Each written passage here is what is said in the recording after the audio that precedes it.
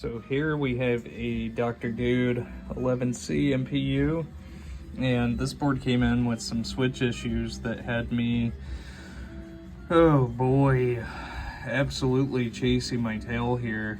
What it ended up being was we had just microscopic trace that was bridged together. I believe it was one of the traces that connects to pin 1 here was tied to like a data or address line or something of that sort, which was causing just a bizarre issue there within the switch matrix.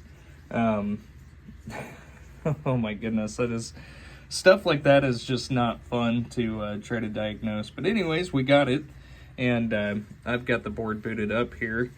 But what I've done as well is I've swapped out the power input header, the 3 input filter capacitors, the reset capacitor here, swapped out the 3 sockets there, one for the 6802 and then also for both of the ROMs, as well as added some ROM labels there to the ROMs themselves, and got the lamp matrix dancing. But let's go ahead and get this thing put into test. And our test report reports back that we are missing the pinballs because we are not inside of a pinball machine, but rather on my bench. Now, I could depress all of those switches there, which coordinate with the trough switches there, and it wouldn't register that, but there's just no sense. We can run through all the tests and it'll report everything the way that it should.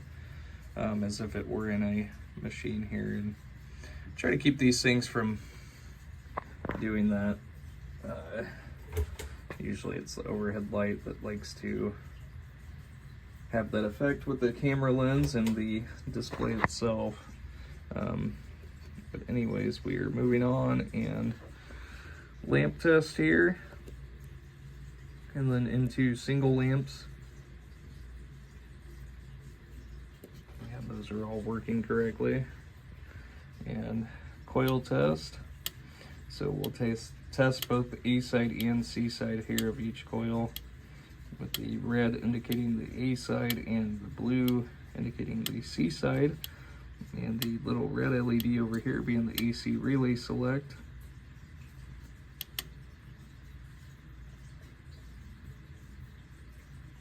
And into the special solenoids. And we can also test the switch input there for those, which everything is working correctly in that circuit. And here is where we had the main issues.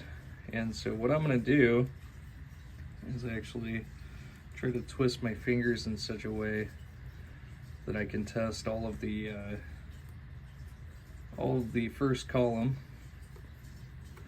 and we have nothing that is out of the ordinary there, unlike we had before.